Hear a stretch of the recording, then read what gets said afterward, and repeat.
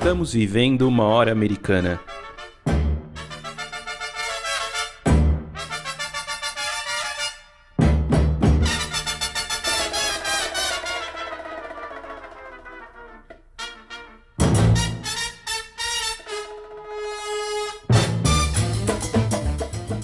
Sejam bem-vindos ao podcast Hora Americana. Aqui trazemos especialistas para conversar sobre diversos temas da história das Américas.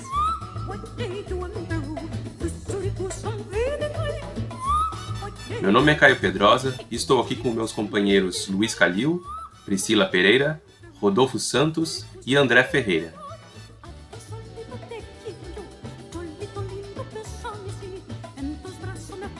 No episódio de hoje falaremos sobre o Chile durante o governo da Unidade Popular. E para conversarmos sobre esse tema, convidamos a professora Natalia Schmidek, da Universidade de Hamburgo, na Alemanha.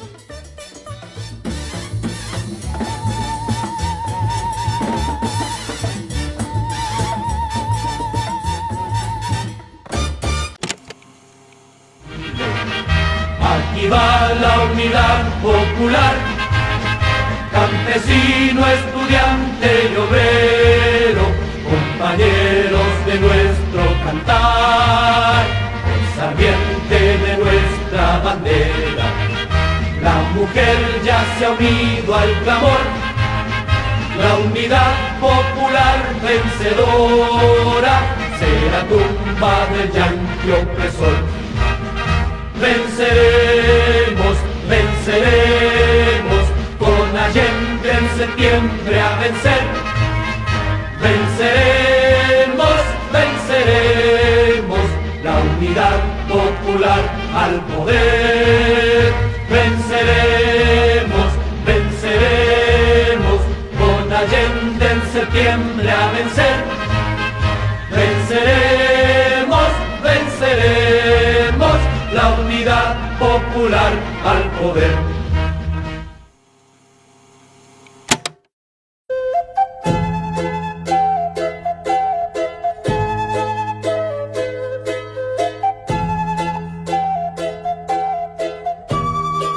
A canção que você acabou de ouvir se chama Venceremos e foi produzida para a campanha presidencial de Salvador Allende, no Chile, em 1970. Com composição de Sérgio Ortega e letra de Cláudio Iturra, a música foi popularizada pelos conjuntos musicais Inti Illimani e Quilapayún, ganhando ainda uma segunda versão pelas mãos de Víctor Jara, importante nome ligado à canção de protesto e ao movimento conhecido como Nova Canção Chilena.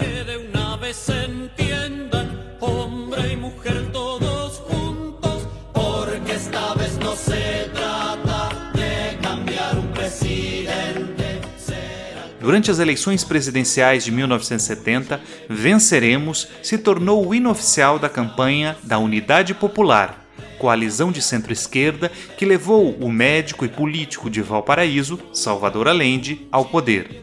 Allende, que fora o fundador do Partido Socialista do Chile, tornou-se o primeiro governante socialista eleito democraticamente no mundo. Foi também o primeiro político a tentar implementar um projeto socialista pela via pacífica, conhecido como Via Chilena ao Socialismo.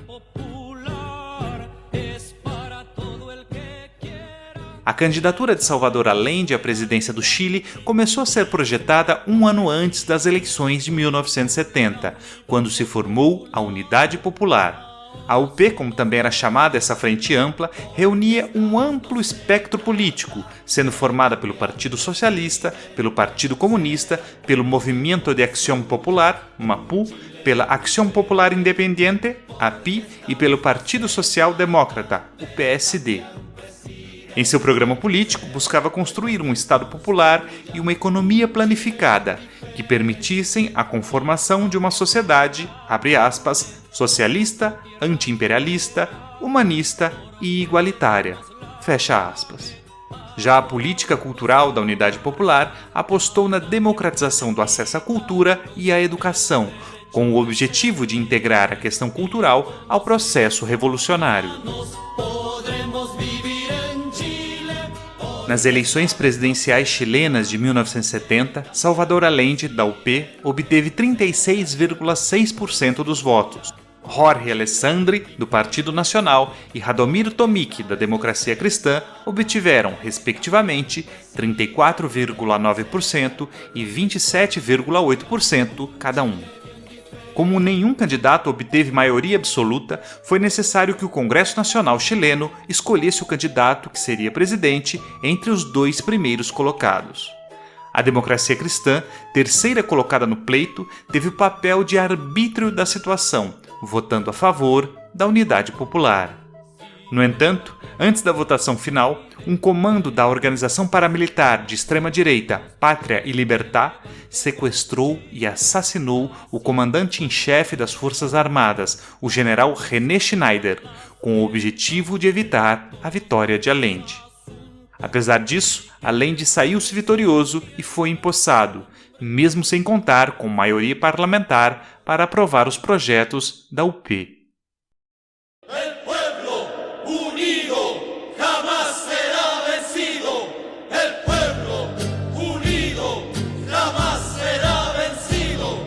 Passado o triunfo eleitoral, o governo eleito publicou as suas 40 medidas imediatas, que incluíam, por exemplo, trabalho para todos, distribuição diária de meio litro de leite para cada criança e uma política de reforma agrária. O governo de Salvador Allende também restabeleceu relações com Cuba, aumentou os salários dos trabalhadores e promoveu mudanças educacionais por meio do projeto da Escola Nacional Unificada, ENU. Houve, além disso, a nacionalização do cobre e a estatização de setores estratégicos, o que mexeu com poderosos interesses de empresas estadunidenses que possuíam monopólios em áreas como a mineração e a telefonia.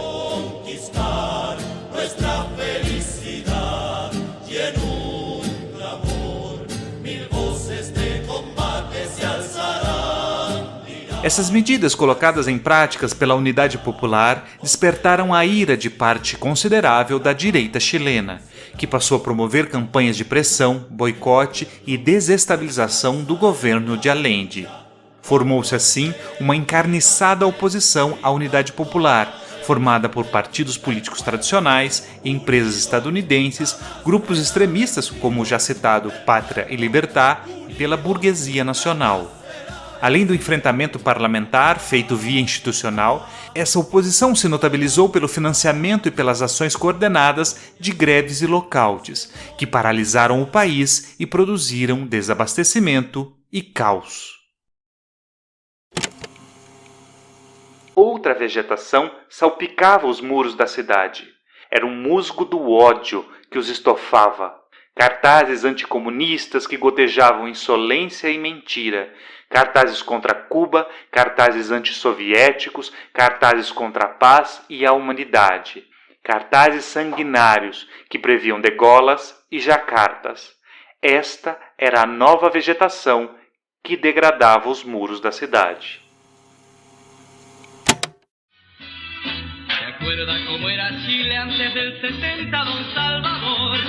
Vivíamos más felices y no con tanta preocupación. Teníamos carne y leche y no existía el interventor. E mire agora como estamos, não lhe dá pena, Don Salvador. Nesse trecho que você acabou de ouvir, o poeta chileno Pablo Neruda aborda em suas memórias o clima de conflagração social e polarização política vividos pela sociedade chilena nos meses finais do governo da Unidade Popular. Neruda chegou a comparar o que se passava no Chile com a violência da campanha hitlerista pré-Segunda Guerra Mundial. Com efeito, as dificuldades para além de governar foram se tornando cada vez mais evidentes e tempos difíceis se avizinhavam no Chile.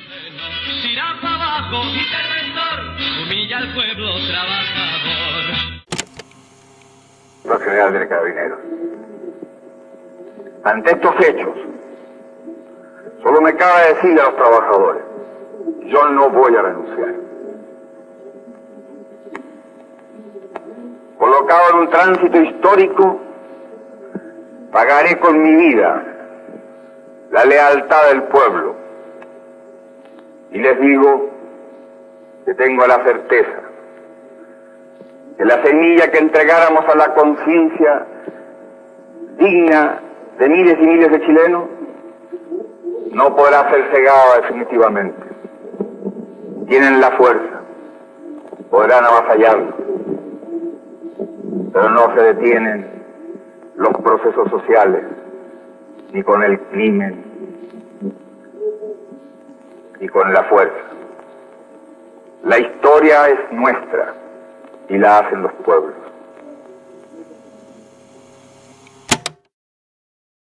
No dia 11 de setembro de 1973, se encerrou a experiência da Unidade Popular e de sua via chilena ao socialismo.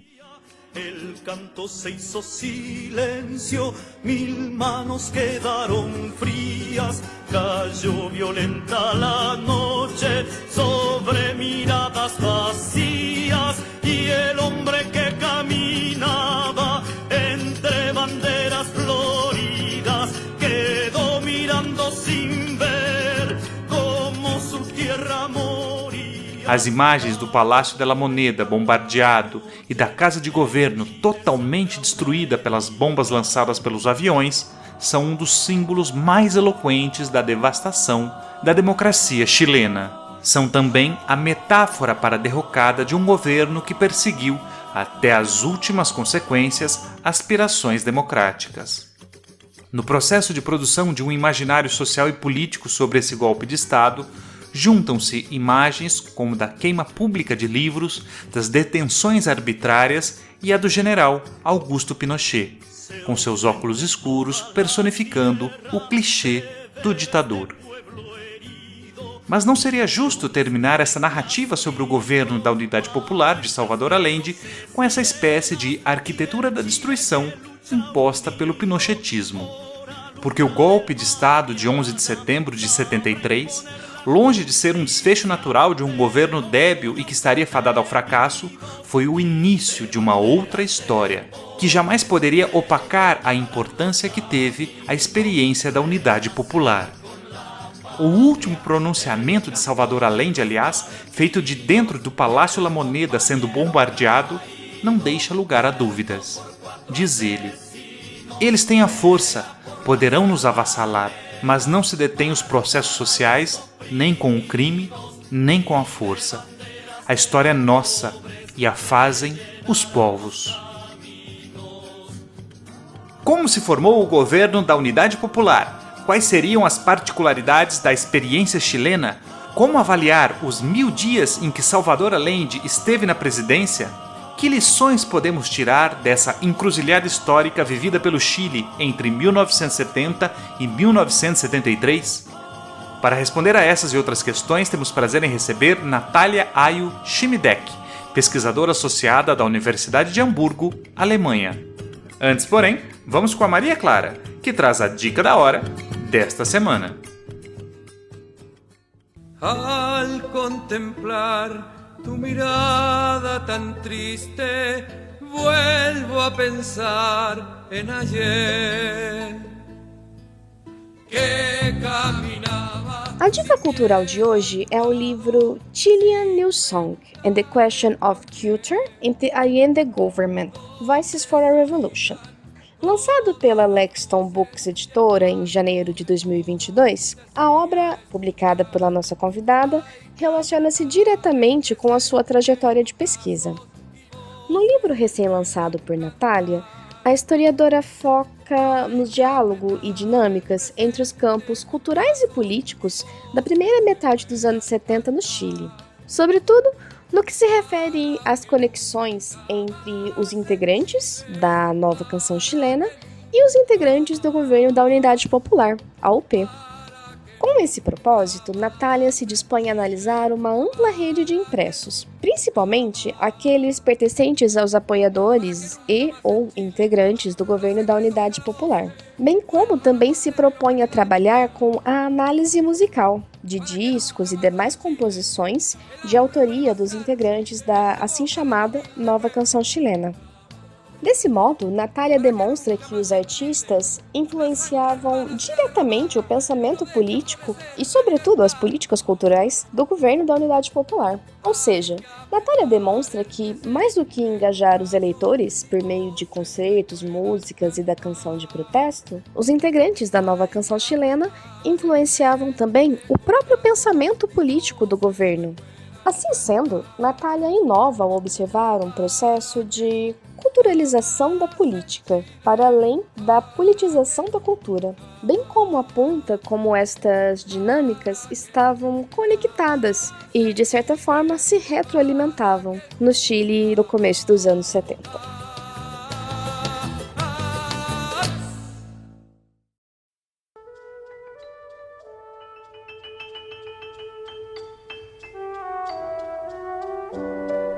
Você está ouvindo Hora Americana. Bom, olá, ouvintes do Hora Americana. Estamos iniciando mais um episódio, nosso primeiro desta 4ª temporada do nosso podcast. Hoje temos o enorme prazer em receber a professora Natalia Schmidek, da Universidade de Hamburgo, que vai conversar com a gente sobre o Chile na época da Unidade Popular no governo do Salvador Allende.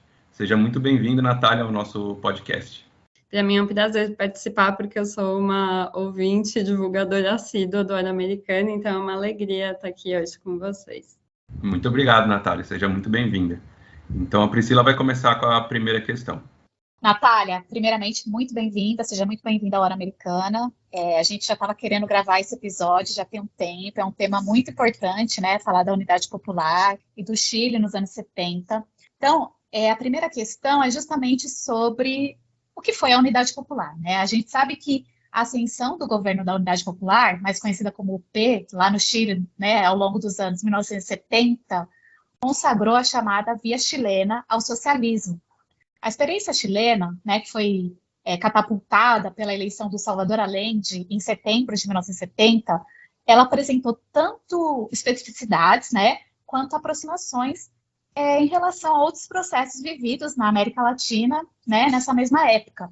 Então, sobre a Unidade Popular, a gente gostaria de te perguntar 3 questões que eu vou fazê-las em bloco, né? Então, primeira questão, você poderia comentar como se formou a Unidade Popular, né? Quem fazia parte dessa frente política, né? E como essa frente política, essa coalizão, chegou ao poder? A segunda pergunta, você poderia dizer de que maneira a Unidade Popular concebia, né, essa transição para o socialismo?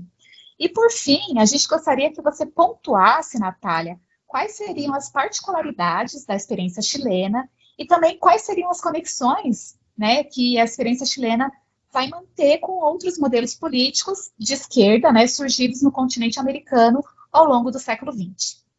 Bom, a Unidade Popular, ou UP, foi uma coalizão de centro-esquerda formada no final de 1969 para disputar as eleições presidenciais chilenas do ano seguinte, de 1970.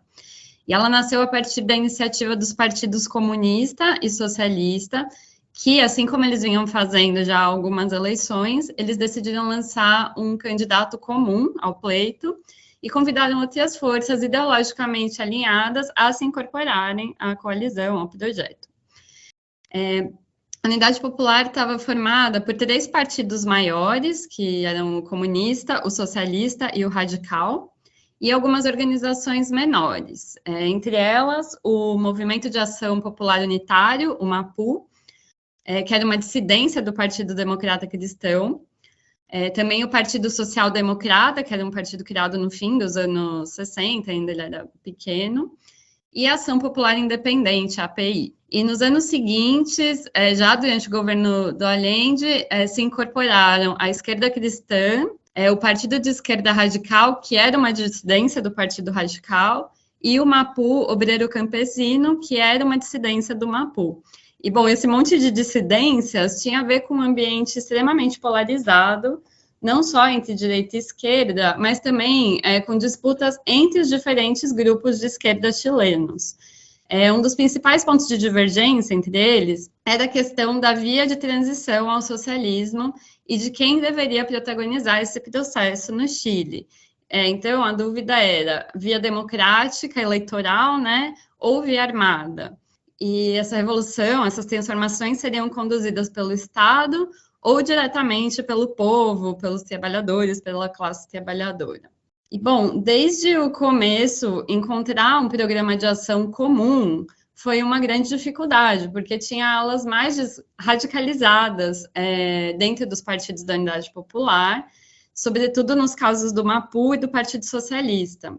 Mas conforme a crise política no Chile foi se agravando durante o governo do Allende, foi ficando cada vez mais difícil manter a unidade da esquerda em torno do projeto de uma via democrática, não armada, o socialismo. Aí eu entro nesse tema, porque justamente a proposta da Unidade Popular, então esse projeto que essas diferentes organizações de esquerda abraçaram, foi essa via chilena ao socialismo, que se propunha a implementar, então, o socialismo no país, respeitando a institucionalidade democrática. Ou seja, nesse projeto, as transformações se dariam de uma maneira gradual e seriam conduzidas pelo Estado, respeitando o jogo democrático, ou seja, tendo que negociar com a oposição ou vencê-la nas instâncias eleitorais e democráticas. E, bom, essa proposta se diferenciava muito, né, dos modelos soviético, chinês e cubano, que foram resultado de revoluções armadas e resultaram em governos de partido único. E foi justamente por sua originalidade, ou seja, por ser algo que ainda não tinha sido tentado naqueles termos, que a proposta da Unidade Popular suscitava tanta desconfiança, mas, ao mesmo tempo, também dava esperança para aquelas pessoas que haviam se desiludido com outros processos revolucionários. E, bom, sobre as conexões com outros modelos políticos de esquerda do continente, eu acho que o caso mais interessante para comentar é o da Revolução Cubana. A tese de que uma transição pacífica ao socialismo seria possível no continente era antagônica com o que Cuba vinha afirmando desde meados dos anos 60, quando ela buscou exportar o seu modelo revolucionário, apoiando movimentos guerrilheiros em diferentes países latino-americanos. Só que o cenário de começo dos anos 70 já era diferente, né? A grande maioria dessas guerrilhas tinha sido derrotada e forças de esquerda chegaram ao poder por outros caminhos, como é o caso do militar nacionalista Velasco Alvarado, no Peru. E nesse contexto, bom, embora as contradições entre os dois modelos fossem inegáveis, os governos chileno e cubano usaram uma estratégia de se apoiar mutuamente, afirmando que as diferentes vias revolucionárias corresponderiam às especificidades nacionais. E, bom, isso funcionou em parte, mas não foi o suficiente para fazer a esquerda mais radical chilena abraçar de vez o projeto da Via Pacífica. E, ao mesmo tempo, a direita chilena se aproveitou dessa aproximação com Cuba para denunciar que, na verdade, a UP nunca pretendeu seguir o caminho democrático, estaria organizando uma revolução armada auxiliada pelo Fidel Castro. Então, o que a gente observa entre 70 e 73, né, que é o período de governo da Unidade Popular, na figura do Allende, é um acirramento da polarização política no país, que foi conduzindo a uma situação de ingovernabilidade, mas eu posso falar mais sobre isso depois. Olá, Natália, muito obrigada por estar aqui presente conosco. Vou partir para a nossa segunda pergunta, que ela diz respeito à figura do Salvador Allende. Nesse sentido, uma figura central para a gente entender o governo da Unidade Popular é a de Salvador Guillermo Allende Gossens, o Salvador Allende. É interessante notar que Allende foi eleito apenas na sua quarta disputa à presidência da República, sendo, portanto, um personagem bastante conhecido entre os chilenos quando a sua candidatura fora lançada em 1970. Você poderia dizer quem era Salvador Allende e qual o caminho que ele percorreu para se tornar uma importante liderança política no Chile? Também poderia comentar como foi sendo construída essa unidade em torno da figura dele? Quais as convergências e tensões que havia na coalizão que lançou a sua candidatura e quais eram os principais pontos de seu programa de governo?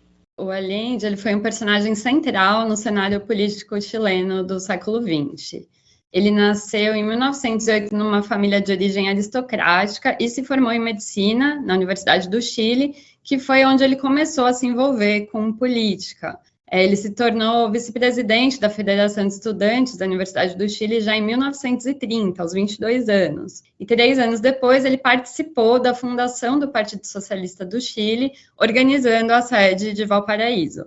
Bom, Allende foi deputado entre 1937 e 39, ele foi ministro da Saúde do governo do Pedro Aguirre Cerda nos anos da Frente Popular, foi senador entre 45 e 70, presidente do Senado chileno entre 66 e 69 e candidato a presidente do Chile em 52, 58, 64 e 70. Nas eleições de 58, ele representou a Frente de Ação Popular, a FRAP, que era uma coalizão de esquerda liderada pelos partidos comunista e socialista, e ele perdeu por uma pequena margem para o candidato da direita, o Jorge Alessandri.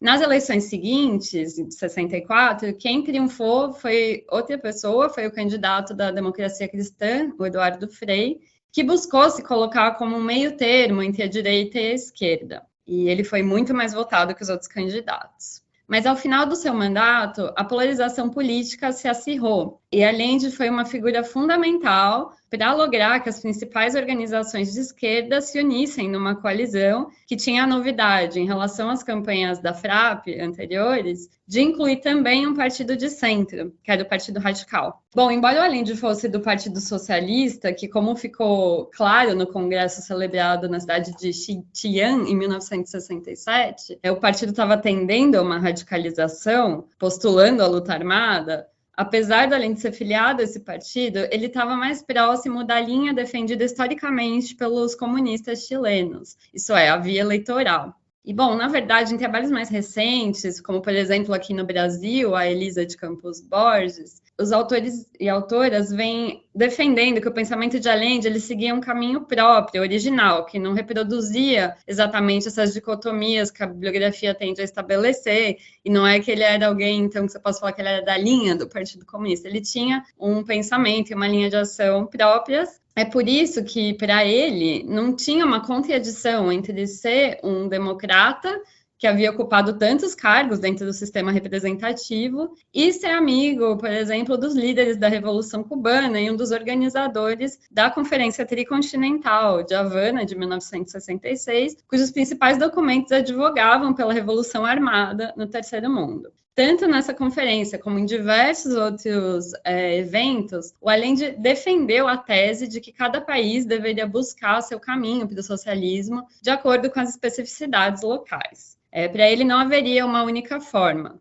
E ele via o Chile como um caso muito particular, muito especial, porque, diferentemente dos países vizinhos, desde o século XIX, ali teria predominado certa continuidade democrática, sem golpes, sem rupturas bruscas e constantes nas instituições. Bom, isso para ele seria uma marca da cultura política chilena, de modo que apenas uma transição democrática ao socialismo poderia ser exitosa naquele contexto. E, bom, essa leitura era compartilhada pelo Partido Comunista, mas outras organizações de esquerda, como o MIR, Movimento de Esquerda Revolucionária, que foi um partido de esquerda mais radical, que se manteve fora da coalizão da Unidade Popular, mas também setores da UP, como setores do Partido Socialista e do MAPU, rechaçavam essa interpretação. Eles recusavam a tese da excepcionalidade chilena, contrapondo o que eles consideravam ser as leis objetivas da luta de classe em nível mundial. Nessa perspectiva, a ideia de uma transição pacífica seria uma ilusão no Chile ou em qualquer lugar do mundo. A revolução só poderia ocorrer pela via armada e dirigida diretamente pelos trabalhadores. E, bom, ainda assim, como eu mencionei, com exceção do MIR, essas organizações se incorporaram à Unidade Popular. Como destacou a historiadora Elisa de Campos Borges, o programa de governo da coalizão, que foi aprovado em dezembro de 69, começava com um ponto que era consensual no interior da esquerda chilena, que era o diagnóstico da realidade nacional. O programa da UP afirmava que o Chile era um país dependente, inserido na ordem mundial do capitalismo e estaria atravessando uma crise profunda, uma situação que só poderia ser resolvida por meio do enfrentamento do domínio do imperialismo, dos monopólios e da oligarquia através da construção do socialismo por um governo do povo, voltado a defender os interesses da maior parte da população. Então, o programa tinha como princípio articulador a defesa do aprofundamento da democracia. Isso significava, principalmente, como vinha no texto do programa, tomar medidas que combatessem as desigualdades sociais e permitissem a transferência gradual do poder para as mãos dos trabalhadores. Com o objetivo de promover a incorporação massiva da população ao poder estatal, seria criada uma nova Constituição, bem como a Assembleia do Povo, que foi concebida como um órgão superior. No campo econômico, as áreas de propriedade seriam divididas em 3 categorias: social, formada por empresas estatais atuantes em setores estratégicos, privada e mista. E essa política de nacionalizações seria acompanhada por uma ampla reforma agrária, combate ao desemprego, substituição das importações e busca de estabilidade monetária. E, além disso, ainda segundo seu programa, a liberdade de expressão estaria assegurada no Chile da Unidade Popular, assim como o pluripartidarismo e o respeito à oposição. Mas, bom, essa era a proposta apresentada no programa de governo, só que logo ficou claro que seria muito difícil levar a cabo as transformações desejadas por essa via, o que fez com que diferentes grupos dentro da coalizão passassem a pressionar por um abandono dos princípios do programa, por exemplo, por um maior controle da oposição. Mas o Allende sempre se opôs a essas demandas. Natália, já deu para perceber nesse começo da entrevista que o período que a gente está abordando, de ascensão da Unidade Popular, ele é um período de intensa participação social, uma efervescência cultural, política que estava acontecendo no Chile já há um bom tempo. A gente já teve aqui no programa a professora Karine Dalmas, que comentou um pouco sobre o Chile nessas últimas 5, 6 décadas, e fala sobre essa efervescência, sobre o engajamento juvenil, na parte artística, por exemplo, as brigadas muralistas. Pegando esse tema, você poderia falar um pouco mais sobre esses setores sociais que emergiram no cenário político chileno durante esse processo de construção da Unidade Popular e qual que era a relação que eles mantiveram ou as relações que eles mantiveram com o governo de Salvador Allende? Se durante os anos 50 a juventude emergiu em nível mundial, sobretudo como um público consumidor, né, com uma identidade muito ligada à moda e à música, por exemplo, na década seguinte a gente vê um processo de politização, isso é bastante claro no caso do Chile. Ali, a chamada questão jovem começou a adquirir relevância já em finais do mandato do Jorge Alessandri, que foi presidente do Chile entre 52 e 58. Mas foi no governo seguinte, comandado pelo democrata cristão Eduardo Frei, que a juventude conquistou um espaço político significativo. O Frei desenvolveu um conceito de pátria jovem e convocou os jovens a atuarem como protagonistas de uma nova alvorada que estaria sendo aberta pelo seu governo. E esse apelo ficou muito evidente na Marcha da Pátria Jovem, que foi uma marcha constituída por 5 colunas de pessoas que marcharam por meses, levando a mensagem do Frei a diversas localidades do país, né, no contexto eleitoral, e essas colunas convergiram em Santiago em julho de 64, quando o Frei fez um grande discurso. Bom, a partir de então, os jovens não somente adquiriram protagonismo no discurso político, mas também buscaram uma participação real na tomada de decisões políticas, desenvolvendo suas próprias organizações. Na segunda metade dos anos 60, foram criadas muitas das chamadas juventudes políticas chilenas, que começaram a manifestar explicitamente sua adesão a novos modelos ideológicos e de ação política, atuando como organizações com uma identidade própria, em alguns casos, chegando a se desprender dos partidos tradicionais nos quais elas se originaram. Então, esse é um fenômeno que acontece em partidos de diferentes lados, né, do espectro político, essa questão, essa ruptura geracional, que faz com que, em alguns casos, se criem alas jovens nos partidos, e em outros casos, os jovens saiam e vão formar seus próprios partidos. E, bom, no caso da esquerda, a gente também não pode esquecer a forte influência da Revolução Cubana, né, que foi protagonizada por jovens idealistas. Bom, como eu já comentei, a parte mais radicalizada dessa juventude de esquerda não aderiu ao projeto da Unidade Popular, mas tantos outros, sim, se envolveram fortemente na campanha e no governo do Allende. As juventudes comunistas do Chile, por exemplo, que era a ala de jovem do PC, elas conseguiram eleger representantes no Congresso e no Senado e também protagonizaram diferentes iniciativas, sobretudo no campo cultural, antes e durante o governo da Unidade Popular. Por exemplo, em 1968, a Rota, né, Jota, como era conhecida, as Juventudes Comunistas do Chile, criaram um selo discográfico que se chamou primeiro Rota Rota e depois DICAP, Discoteca do Cantar Popular. E era um selo que eu trabalhei bastante na minha pesquisa, porque foi o principal divulgador da nova canção chilena, né? A maioria do catálogo da DICAP estava dedicada aos músicos da nova canção chilena, mas também tinha outros repertórios ali. Então, essa foi uma iniciativa das Juventudes Comunistas do Chile, e em 71, elas passaram a editar uma revista chamada Ramona, que era uma revista dirigida à juventude, e era bastante interessante porque ela mesclava temas políticos com música, moda, esportes, etc. Então, citei esses exemplos no campo cultural, mas fora isso, a Rota organizou vários comícios em apoio ao Allende, organizou trabalhos voluntários, atividades nas universidades, enfim, várias iniciativas voltadas a contribuir diretamente com a via chilena ao socialismo.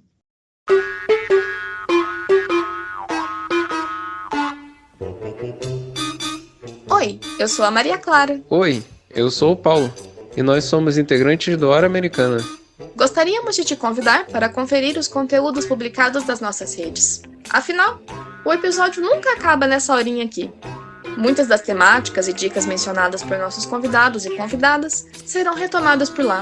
E praticamente todo dia tem postagem nova. Então é isso. Nos acompanhe também nas redes sociais do Hora Americana e não se esqueça de nos avaliar nas plataformas de áudio. Encontramos vocês lá.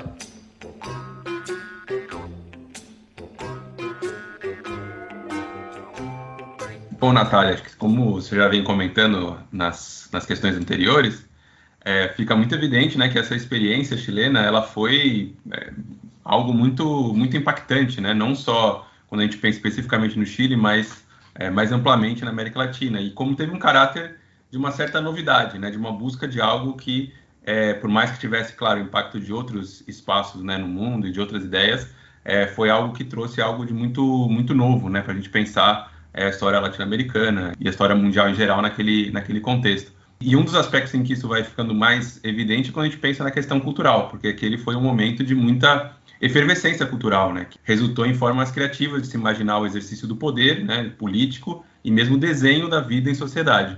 E a vitória, então, do governo da Unidade Popular significou, então, não só a ideia de construir uma nova sociedade, mas também de formar uma nova cultura e um homem novo, né? Então, eu queria te perguntar qual o lugar que a cultura ocupou, né, no governo do Salvador Allende. Você poderia dizer como que se estruturou a política cultural da Unidade Popular e quais foram os principais debates que envolveram essas questões culturais, né, como os intelectuais trataram essas questões, sobretudo no campo da esquerda chilena naquele momento. Para mim é um prazer especialmente falar sobre o campo cultural, que é o terreno que eu estudei por mais tempo, né, e que eu tenho um certo encanto pelo tema. Bom, o Programa da Unidade Popular, se você ler esse documento que eu comentei que foi assinado pelos diferentes partidos da coalizão e divulgado em dezembro de 69, você nota que ele é bastante contraditório nesse quesito. Porque, embora ele afirmasse a importância da cultura no processo revolucionário, atribuindo aos intelectuais e aos artistas um lugar de vanguarda, não existia ali uma proposta específica sobre como se daria a formação desses novos valores almejados, esses novos valores que seriam coerentes com esse novo Chile que eles buscavam construir. E, bom, na verdade, além do programa, a gente fica com a impressão de que as mudanças no campo cultural, elas ocorreriam de forma natural, conforme o processo revolucionário avançasse, ou seja, não demandariam um planejamento específico. Mas ainda assim, o Programa da Unidade Popular toca no tema, ele fala, por exemplo, em incorporar as massas à atividade intelectual e artística, e propõe a criação de centros de cultura popular. Isso no programa. Posteriormente, em 1971, a Unidade Popular lançou uma lista das 40 medidas imediatas de governo. E uma delas tinha a ver com o campo da cultura. Tinham duas outras que tinham a ver com educação, mas uma tinha a ver com o campo da cultura, que previa a criação de um Instituto Nacional da Arte e da Cultura, o INAC, além da proliferação de escolas de formação artística por todo o Chile. Mas, bom, o INAC nunca chegou a se concretizar, ele nunca foi criado. E, de resto, com exceção do Partido Comunista, a gente também olha, lembrando que é um governo de uma coalizão, então, para além das medidas tomadas pelo Allende, em nome do governo inteiro, a gente também tem que olhar para as diferentes iniciativas dos diferentes partidos que compunham a coalizão, né? Foi uma pergunta que eu me fiz também nas minhas pesquisas, se os partidos também tinham suas políticas culturais, o que eles fizeram nesse terreno entre 70 e 73. O que eu concluí é que, com exceção do Partido Comunista, os partidos integrantes da UP tomaram poucas iniciativas próprias no campo cultural.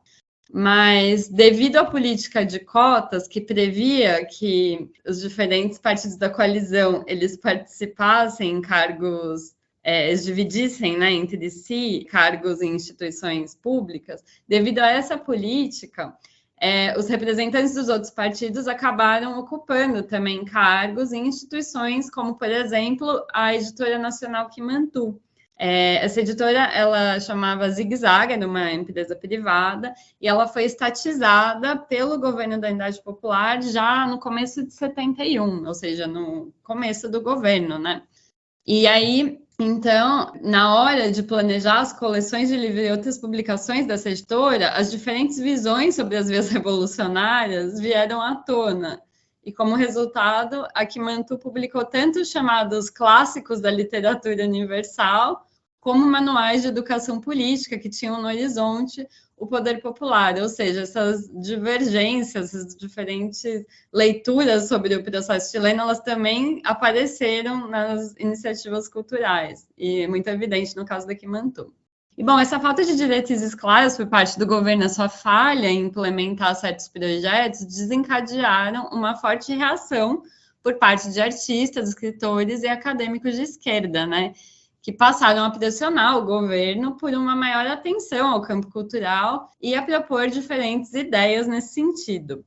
Em 72, a editora Kimantu, que tinha sido nacionalizada no ano anterior, como eu já comentei, passou a publicar uma revista chamada La Quinta Rueda, cujo título ironizava a falta de compromisso estatal com a cultura, como se essa fosse a quinta roda do carro, ou seja, algo de que daria para se prescindir.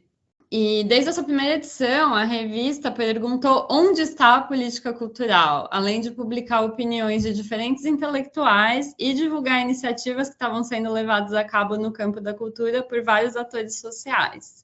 E essa cobrança em relação ao governo persistiu em boa parte da historiografia sobre a Unidade Popular.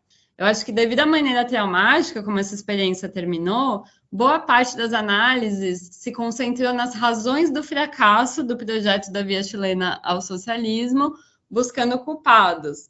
Por muitas décadas, né, a dimensão cultural da experiência chilena foi um tema menos abordado do que outros campos como o político, mas nos estudos que tinha, havia uma tendência em apontar as deficiências da ação estatal no campo da cultura, ou seja, criticar a ausência de uma política cultural oficial que fosse clara e coerente. E, além disso, muitos estudos tendiam a transpor de maneira mecânica ao campo da cultura a oposição esquerda gradualista versus esquerda rupturista, desconsiderando que as obras do período e as trajetórias dos seus criadores estavam marcadas por contradições.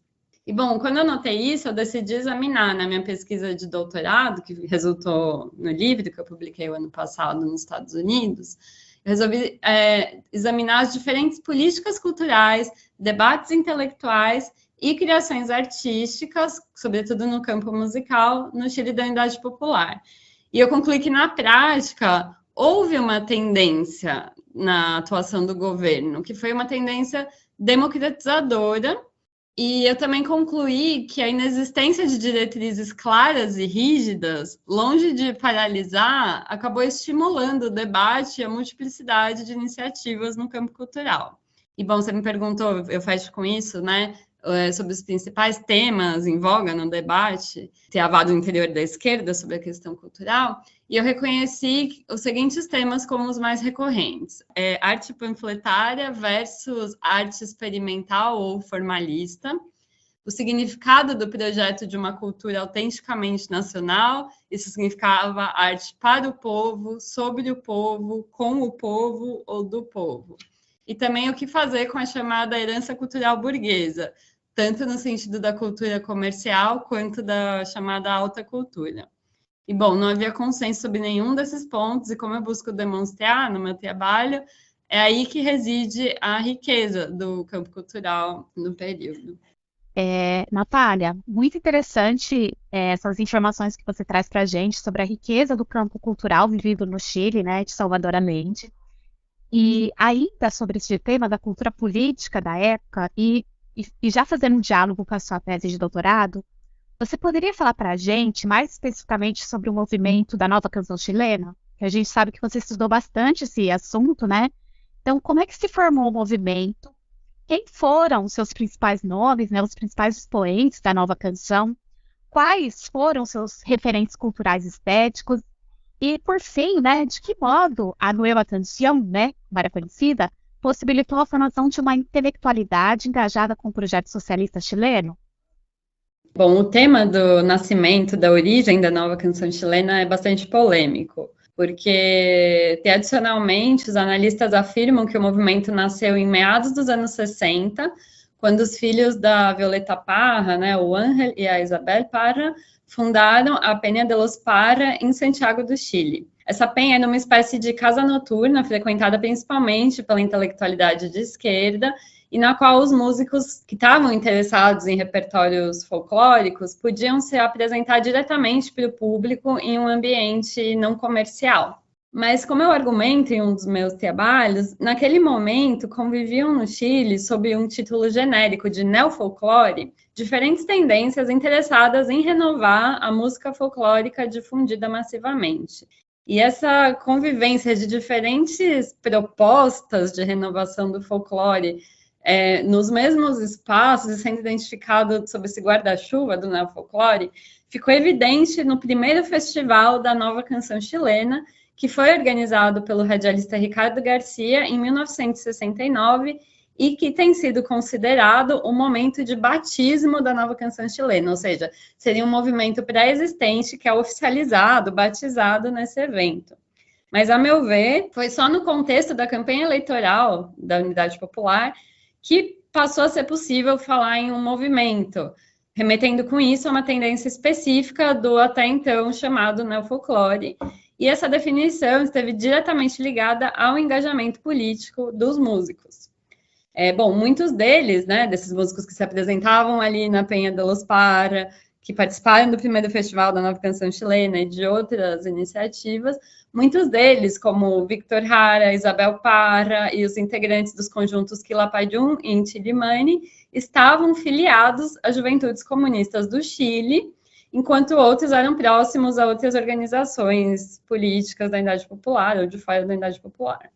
Bom, entre os principais expoentes do movimento, além desses que eu já citei, posso nomear os conjuntos Aparcoa, o Amari e Tiempo Nuevo, e os cantautores Rolando Alarcón, Patrício Mans, Paio Grondona e Oswaldo Rodrigues. Esses dois últimos, o Paio e o Guitano Rodrigues, foram fundadores de penhas universitárias na região de Valparaíso. E, por sua vez, o Víctor Jara era professor do curso de teatro da Universidade do Chile, e os integrantes do Quilapayún e do Inti Illimani, e também do Aparcoa, na verdade, eram todos estudantes universitários que participaram ativamente da reforma universitária iniciada em 67. E eu estou mencionando isso para mostrar que também esse movimento estava bastante ligado a esse meio universitário, pelo menos muitos dos seus integrantes ou dessas penhas também tinham a ver com esse ambiente. E a politização de muitos desses jovens se deu no contexto da reforma universitária.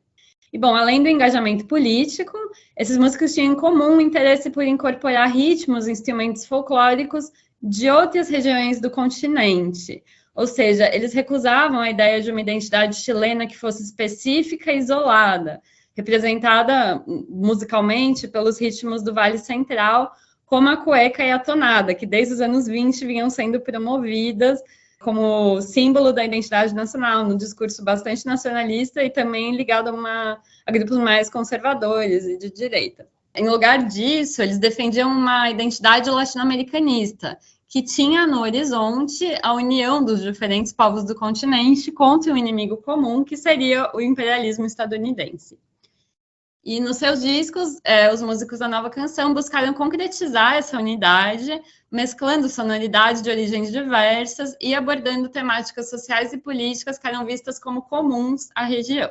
Então, uma coisa importante de perceber é que a nova canção chilena é política não só quando ela está cantando canções de apoio à Unidade Popular, ao Allende, mas também, por exemplo, quando grava uma música instrumental com instrumentos andinos. Isso também tem um significado político.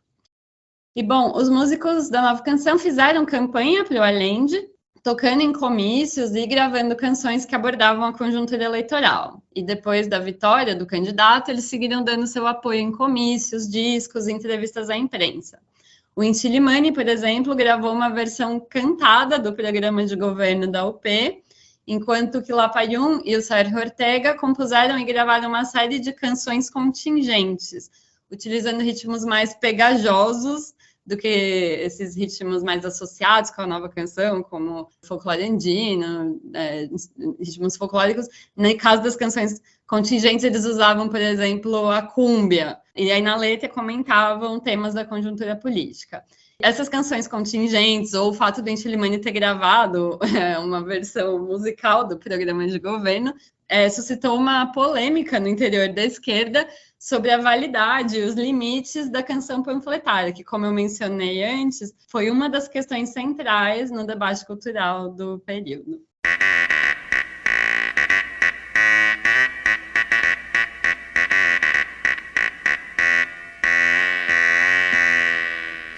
Você está ouvindo Hora Americana. Bom, Natália, acho que uma das coisas que você vem comentando na entrevista é como que essa experiência da Unidade Popular ela é muitas vezes avaliada a partir do seu final, né? E o que faz com que a gente perca a dimensão da riqueza desse evento, né? Então, muitas vezes se olha para a experiência da Unidade Popular pensando em como uma experiência fracassada, né? Porque afinal a gente sabe que em 11 de setembro de 73 teve o golpe militar, né? Que interrompeu todo esse processo. Porém, ao mesmo tempo, não dá para ignorar que todo o período do governo da Unidade Popular foi marcado por uma conflagração social em que atuaram também vários grupos oposicionistas, né, fortemente críticos e muitas vezes de viés mesmo já golpista, muitas vezes antes de ter antes do golpe, né, já tinha todo um esforço de se estruturar uma oposição para derrubar mesmo o governo de Salvador Allende. E, ao mesmo tempo, essa oposição era multifacetada, né? Tinha a mídia, né, corporativa, os partidos de direita mais tradicional, os monopólios estrangeiros, né, os Estados Unidos, forças estrangeiras atuando no Chile. Enfim, né, essa campanha, como eu falei, tentou, inclusive, né, derrubar, impedir a posse do Allende em 70, incendiar o país com greves, né, de caminhoneiros e uma série de outras tentativas de golpe. Então, eu queria perguntar para você como que você pode dizer, né, sobre esses detratores da UP e como que o Allende lidou com a oposição, né, principalmente essa oposição mais golpista mesmo, que vinha mesmo dos quartéis militares. E, por fim, né, como que estavam estruturadas essas forças golpistas e oposicionistas que foram responsáveis pelo golpe de 11 de setembro de 73. Então, eu mencionei no começo da entrevista que havia esse mito da excepcionalidade democrática chilena, e esse mito tinha como fundamento um outro mito, que era o da legalidade das Forças Armadas chilenas. Ou seja, é uma ideia de que as Forças Armadas sempre teriam respeitado a Constituição, sem protagonizar golpes de Estado, como os que marcaram os países vizinhos desde as independências. Eu não vou entrar no mérito de por que isso é um mito. A gente tem episódios diversos entre o século XIX, primeira e segunda metade do século XX, que desacreditam, né, essa ideia. Mas é interessante perceber que essa confiança no respeito, na legalidade das Forças Armadas chilenas, ela aparece sempre destacada nos discursos do próprio Allende. Eu não acho que seja uma ingenuidade por parte dele, mas sim uma tentativa de usar o mito ao seu favor, buscando gerar um ambiente em que a ideia de dar um golpe não tivesse lugar. Bom, quando o Allende assumiu, contrariando as expectativas da extrema-direita, o comandante-em-chefe, o general René Schneider, declarou que as Forças Armadas iriam respeitar o resultado eleitoral. Pouco depois, ele foi assassinado por membros de um grupo paramilitar chamado Pátria Libertad, um grupo paramilitar de extrema-direita, em uma tentativa desesperada de impedir a posse de Allende. O Allende ganha as eleições em setembro, o assassinato do Schneider acontece em outubro e o Allende assume em novembro. Então, como vocês já podem imaginar, o plano fracassou, porque o novo comandante-em-chefe, o general Carlos Prates, reafirmou seu compromisso com a institucionalidade democrática e sua obediência à Constituição. E, bom, essa postura não agradou a todos nas Forças Armadas, que, assim como na sociedade chilena em geral, também foram se polarizando crescentemente nos anos seguintes. Mas também é importante esclarecer que, para além dos militares e dos grupos radicais paramilitares, também os políticos de direita fizeram diferentes tentativas de impedir o governo do Allende. Como ele não ganhou o Allende não ganhou as eleições por maioria absoluta, e a Constituição chilena determinava que, nesse caso, cabia ao Congresso escolher se nomeava o primeiro ou o segundo candidato mais votado, que, no caso, o segundo foi o Jorge Alessandri, do Partido Nacional. E, nesse contexto, o Partido Nacional tentou convencer a democracia cristã a, por meio de seus deputados, eleger o Alessandri ao invés do Allende, mas eles não tiveram êxito. Nos anos seguintes, a direita e uma parte crescente do centro passaram a entravar diversos políticos da UP no Senado e no Congresso, ao passo que os ataques terroristas do Pátria e Libertar e de outros grupos similares seguiam acontecendo. Em 72, acontece a paralisação quase integral das atividades econômicas do país por meio de uma greve enorme de caminhoneiros que começa em outubro e que, a muito custo, a Unidade Popular consegue manter o país em funcionamento. É um período que tem muito chamado a trabalhos voluntários. Então, se vence, de certa maneira, essa crise, mas não consegue segurar a crise de desabastecimento, que tem origem nisso e em outros fatores também. Então, vai aumentando também a insatisfação e o desespero dos setores da oposição. Em começo de 73, ocorreram eleições parlamentares no Chile, e elas foram muito decisivas, porque, assim, se a oposição conseguisse 2/3 dos votos, dos lugares, ela conseguiria depor Allende constitucionalmente. Mas isso não aconteceu. A oposição, ela se une, né, a democracia cristã se junta com o Partido Nacional para fazer um partido de oposição. Eles conseguem a maioria dos votos, mas não o suficiente, não os 2/3. Então, ficou claro que a única forma de impedir o governo do Allende seria dar um golpe. Em 29 de junho de 73, quando o país enfrentava uma forte crise política e econômica, ocorreu o tanquetaço, que foi um levantamento do regimento blindado número 2. Ele foi contido pelas forças leais ao comandante-em-chefe, o general Prats, e o Allende reagiu declarando estado de sítio e incorporando mais militares ao seu gabinete, que é algo que ele já vinha fazendo desde o começo do ano. Bom, após o tanquetaço, o general Prats passou a sofrer ameaças e atentados cada vez mais frequentes, e isso levou a finalmente renunciar em 23 de agosto. Ele foi substituído pelo general Augusto Pinochet, que decidiu se unir às forças golpistas que derrocaram o governo no dia 11 de setembro. Então, é importante perceber duas coisas. Primeiro, que por muito tempo as Forças Armadas estiveram divididas e várias tentativas fracassaram antes do golpe se concretizar. E segundo, o Pinochet não foi uma peça central desde sempre. Ele se uniu de maneira oportunista a um plano traçado por outros e acabou se impondo como primeiro mandatário como resultado das disputas internas entre os golpistas. E, bom, além disso, cabe reforçar que os setores da sociedade civil também tiveram uma importante participação na derrocada do Allende, né? Fosse por meio de boicotes no parlamento ou de atos terroristas, fosse organizando protestos contra o governo, entre os quais eu destacaria a Marcha das Panelas Vazias, né, a Marcha de las Cacerolas, que foi protagonizada por mulheres no final de 71, ou, por exemplo, fazendo uma campanha midiática difamatória, como aquela levada a cabo pelo jornal El Mercúrio. Enfim, por diferentes caminhos, vários grupos da sociedade civil contribuíram para gerar um clima de ingovernabilidade e, por vezes, incitaram diretamente os militares a darem um golpe. E esse fato foi usado por eles, pelos militares, para buscar legitimar as suas ações. Natália, em 2020, a UP completou 50 anos. Este marco foi celebrado em distintas partes da América Latina e resultou em muitos eventos acadêmicos, inclusive em um organizado por você, e em análise sobre a experiência socialista chilena. Nas avaliações feitas, um caminho analítico comum foi se pensar o caso chileno a partir de seu fim trágico, que culminou no golpe de 11 de setembro de 1973. No entanto, analisar o governo da UP a partir do seu desenlace, ou seja, a ditadura pinochetista, pode eclipsar a novidade e vigor que foi a experiência chilena, além de impossibilitar um exercício de compreensão da historicidade do movimento vivido ao longo dos 3 anos que durou o governo Allende. Quais as leituras a esquerda chilena fez no contexto pós-golpe de 1973? Essa leitura sofreu mudanças ao longo do tempo? E você? Que avaliação você faz dos 50 anos da Unidade Popular?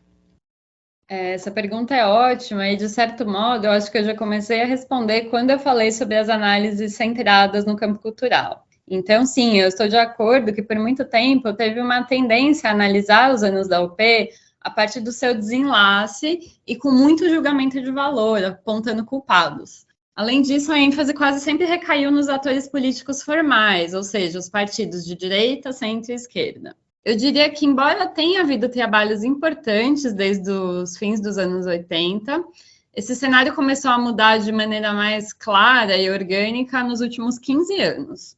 Isso tem a ver, em parte, com o fato de que agora tem uma nova geração escrevendo sobre o tema, porque antes a maioria das análises eram feitas por pessoas que viveram o período estudado, muitas delas, inclusive, ocuparam cargos no governo de Allende ou em partidos e instituições vinculados a ele.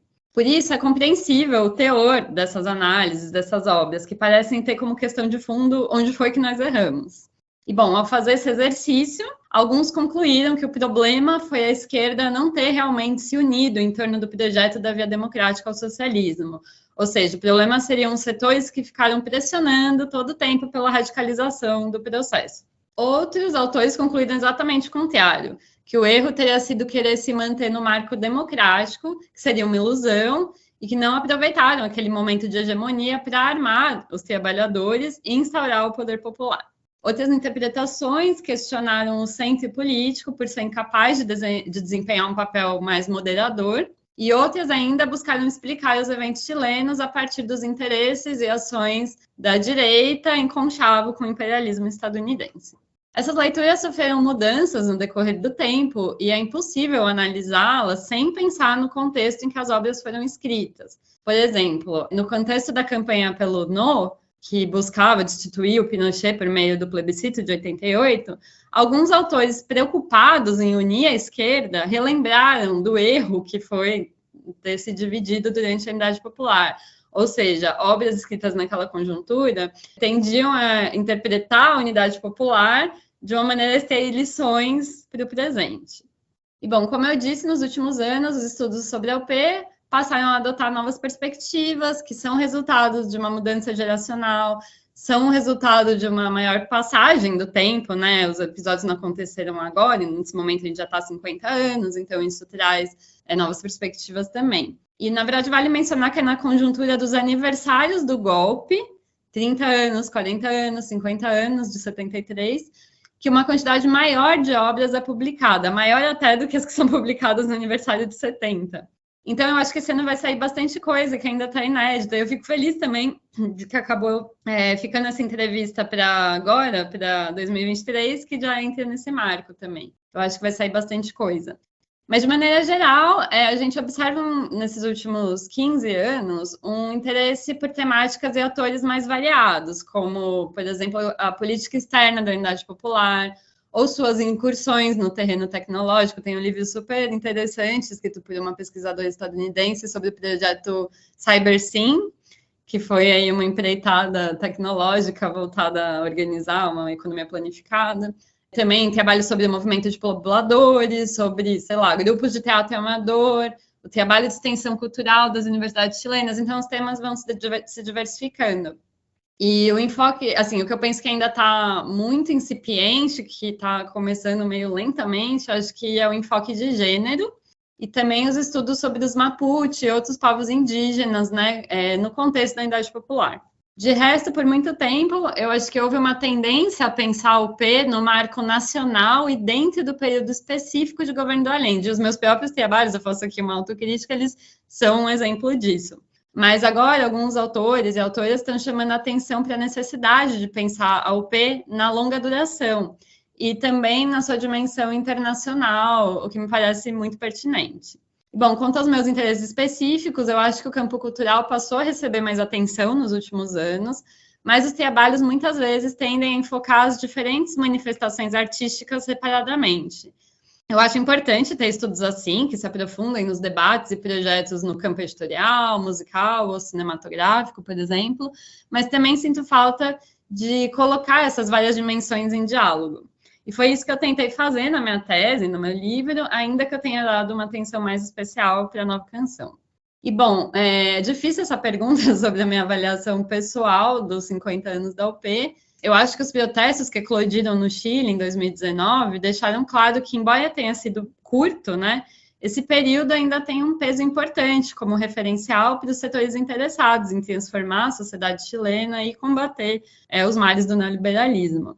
Mas, ao mesmo tempo, ficou claro que não faz sentido olhar romanticamente para o passado e tentar tirar dali uma fórmula de luta e resistência.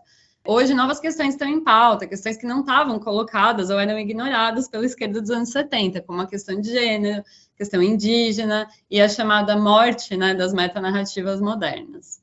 Bom, eu acho que conhecer o processo da UP, os debates e caminhos experimentados naquele contexto pode ser muito estimulante, desde que não se busque tirar dali um modelo do que fazer ou não fazer, ou seja, uma conclusão aplicável a diferentes contextos. Como historiadora, me interessa mais olhar para o passado nos seus próprios termos, sem a pretensão direta de ter lições aplicáveis no presente, embora, obviamente, conhecer outros contextos, outras possibilidades, projetos e seus resultados sempre acabam influenciando as nossas perspectivas. E eu acho que o que eu mais aprendi e incorporei, até depois de tantos anos estudando esse tema, é que a tendência a encarar as coisas de uma forma muito dicotômica, desconsiderando complexidades, é muito perigosa. Isso se aplica tanto à maneira como as diferentes correntes de esquerda viam umas às outras, quanto aos analistas que fazem uma leitura rasa dos posicionamentos que estavam em jogo.